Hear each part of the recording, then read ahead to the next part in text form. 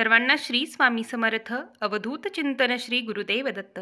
स्वामींच्या आशीर्वादाने तुमचा प्रत्येक दिवस सुखाचा जाऊ हीच महाराजांच्या चरणी प्रार्थना करते आणि आजच्या व्हिडिओला सुरुवात करते. तर उद्या वार गुरुवार हुताष्मी पौर्णिमा आहे.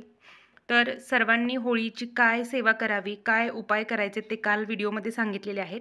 आणि त्यातील आज विवाहासाठी आणि सतत जर धनहानी होत असेल तर त्यासाठी 2 उपाय आज मी तुम्हाला सांगणार आहे. तर ते उपाय तुम्हाला उद्या होळीच्या दिवशी करायचे आहेत. तर ते आपण पुढे पाहूयात. त्यापूर्वी उद्या पौर्णिमा सत्यनारायण कधी करायचं तर उद्या प्रदोष काळातच करायचं आहे. कारण की उद्या पौर्णिमा सकाळी लागत आहे आणि परवा शुक्रवारी 12:30ला पौर्णिमा संपत आहे. त्यामुळे पौर्णिमा उपवास आहे तो शुक्रवारी पकडायचा आहे आणि जे आपण सत्यनारायण करतो ते उद्या प्रदोष काळात आपल्याला करायचं आहे आणि होळीचं पूजनसुद्धा उद्याच करायचं आहे. तर आता तुमच्या घरात सतत धनहानी होत असेल किंवा पैसा घरात टिकत नसेल, आजारपणाला पैसा जातोय, कर्ज वाढत चाललंय किंवा कर्ज फिटत नाही किंवा कोणत्याही मार्गाने येणारा पैसा घरातून बाहेर जातोय, महिना अखेर पगार काहीच शिल्लक राहत नाही किंवा पैसा घरात कसलाच टिकत नाही, खूप पैसा येतोय पण कुठे जातोय ते समजत नाही, असं जर असेल तर तुम्हाला हा उद्या उपाय करायचा आहे.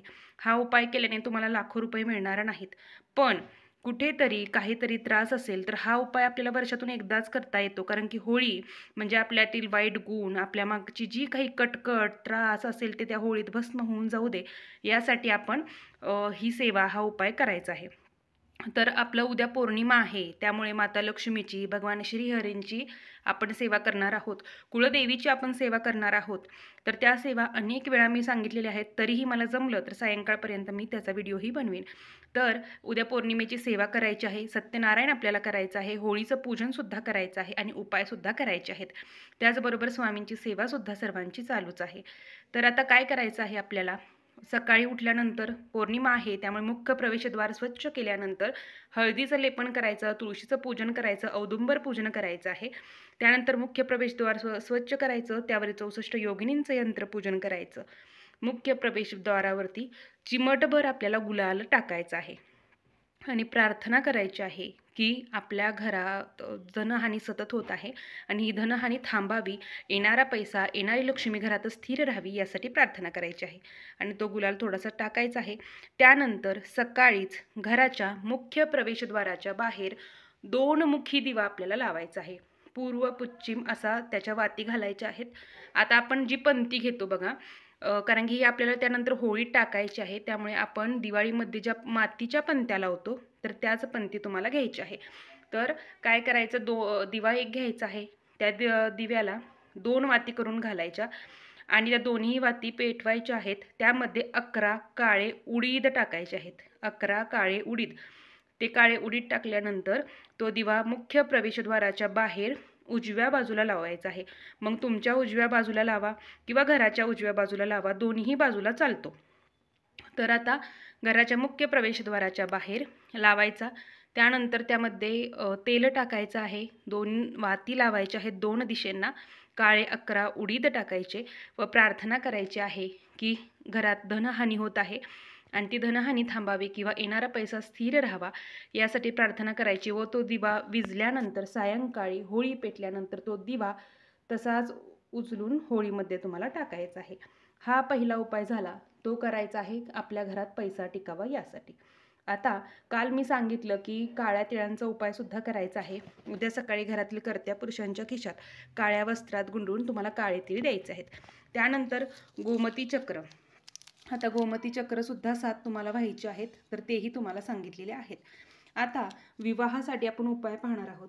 आता अनेक वधूवर आहेत की ज्यांचे विवाह जुळत नाहीत, काही कारणाने ठरलेले विवाह मोडतात किंवा काहीही असतील किंवा विवाह योग लवकर यावा यासाठी हा उपाय करायचा आहे. यासाठी या गोष्टी तुम्हाला लागणार आहेत. त्यामध्ये 2 नागवेलीची पानं, खाऊची पानं, ती अख्खी घ्यायची, तुटलेली नसावीत. त्याला देठ असावा. आता ही घरची आहेत म्हणून याचं देठ दिसत नाही पण याला देठ आहे. तर अख्खी घ्यायची आहे, तुटलेली घ्यायची नाहीत. 1 सुपारी घ्यायची आहे आणि 1 हळकुंड घ्यायचं आहे. तर हे तिन्ही वस्तू घ्यायच्या आहेत आणि सायंकाळी प्रदोष काळात हा उपाय तुम्हाला करायचा आहे. तर हळकुंड, सुपारी आणि 2 खाऊची पानं. आता मुलगा आणि मुलगी हे दोन्हीही उपाय करू शकतात. तर सायंकाळी प्रदोष काळात तुम्हाला महादेवांच्या मंदिरात जायचं आहे. महादेवांच्या शिवलिंगावर पिंडीवरती तुम्हाला हे व्हायचं आहे. तिथे महादेवांना जाताना भस्म घेऊन जा आणि पाणी अर्पण करा. आधी भस्म लावा, धूपदीप ओवाळा, प्रार्थना करा आणि त्यानंतर हे तिन्ही वस्तू अर्पण करायच्या आहेत आणि महादेवांना प्रार्थना करायची आहे की माझा विवाहाचा योग लवकर यावा. त्यानंतर तिथून सरळ यायचं मंदिरातून, घरी न जाता जिथे कुठे होळी पेटवलेली असेल तर त्या होळीच्या ठिकाणी तुम्हाला जायचं आहे आणि होळीला प्रार्थना करायची आहे की माझ्या मागचा जो काही त्रास असेल तो जावा व माझा विवाहाचा योग लवकर जुळून यावा. तर ही सेवा सलग तुम्हाला 5 दिवस रंगपंचमीपर्यंत करायची आहे. म्हणजे हळकुंड, सुपारी आणि खाऊची पानं सलग 5 दिवस तुम्हाला घेऊन जायची आहेत. ते महादेवांच्या पिंडीवर अर्पण करायचे आहेत आणि घरी यायचं आहे. पहिल्या दिवशी फक्त होळीच्या दिवशी सुरुवात करायची आहे. ते रंगपंचमीपर्यंत हा उपाय 5 दिवस तुम्हाला सलग करायचा आहे. तर हा उपाय विवाहासाठी करायचा. आता हा उपाय मुलगा मुलगी दोन्हीही करू शकतात आणि दोघांनीही हा उपाय अवश्य करायचा आहे. होळी दिवशी सुरुवात करायची, ते रंगपंचमीपर्यंत करायचं आहे. आता जे काही उपाय सांगणार आहे तर त्या महिला मासिक धर्म, सुतक, विटाळ असेल ते करू शकत नाहीत. तर याच्यातील प्रत्येक उपाय हा श्रद्धेने करायचा आहे आणि हे उपाय सर्व सायंकाळी तुम्हाला करायचे आहेत. मुख्य प्रवेशद्वारावरती गुलाल टाकायचा, दिवा लावायचा आहे, ते तर सकाळी तुम्हाला करायचं आहे. पण त्यानंतर तो दिवा उचलून होळीत टाकायचा आहे विझल्यानंतर संध्याकाळी. तर यातला कोणताही उपाय तुम्ही जेव्हा करता तेव्हा तो श्रद्धेने करायचा आणि यामुळे माझा त्रास निघून जाणार आहे. पॉझिटिव्हिटी तुमच्यात असायला हवी आणि कोणतंही जेव्हा आपण सेवा करतो तेव्हा ती श्रद्धेनेच करायची असते. तर आजची एवढीच माहिती होती. झालेली सेवा महाराजांच्या चरणी मी रुजू करते. सर्वांना श्री स्वामी समर्थ. अवधूत चिंतन श्री गुरुदेव दत्त.